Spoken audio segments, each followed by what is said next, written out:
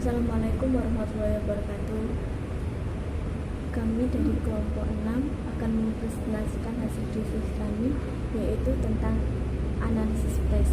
Sebelum kami menjelaskan tentang materi tersebut, izinkan kami untuk memperkenalkan diri terlebih dahulu.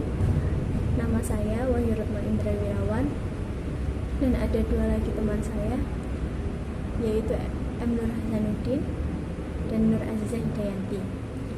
Pertama, di sini kami akan menjelaskan tentang pengertian analisis PES. PES adalah singkatan dari Political, Ekonomi, Sosial, dan Teknologikal.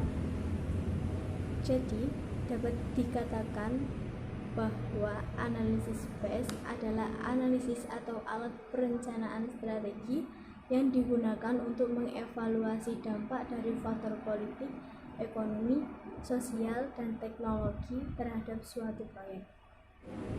Pada dasarnya, analisis PES dapat membantu kita menentukan bagaimana faktor politik, ekonomi, sosial, dan teknologi akan mempengaruhi kinerja dan aktivitas bisnis dalam jangka panjang.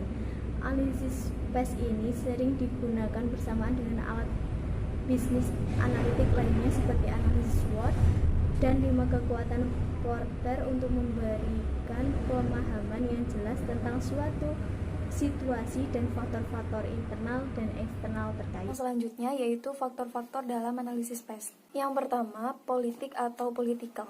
Faktor ini akan menilai bagaimana peraturan pemerintah dan faktor hukum dalam mempengaruhi lingkungan bisnis dan perdagangan. Yang kedua, faktor ekonomi. Perusahaan atau organisasi akan memeriksa dan meninjau masalah ekonomi yang berdampak pada perusahaan. Selanjutnya adalah sosial. Analisis PES di faktor sosial ini akan menganalisis lingkungan sosial, ekonomi, pasarnya melalui elemen-elemen demografi pelanggan, sosial budaya, sikap, dan gaya hidup serta latar belakang pendidikan. Dengan analisis ini, kita dapat memahami kebutuhan konsumen dibentuk dan apa yang membawanya untuk membeli suatu produk. Pengumpulan informasi yang bisa kita lakukan seperti melihat kesadaran kesehatan, tingkat pendidikan, gaya hidup, kebiasaan membeli suatu barang atau produk, dan sikap terhadap pekerjaan. Selanjutnya adalah teknologi. Faktor ini menganalisis dan menilai bagaimana teknologi dapat berdampak negatif atau positif terhadap pengenalan produk atau layanan ke pasar.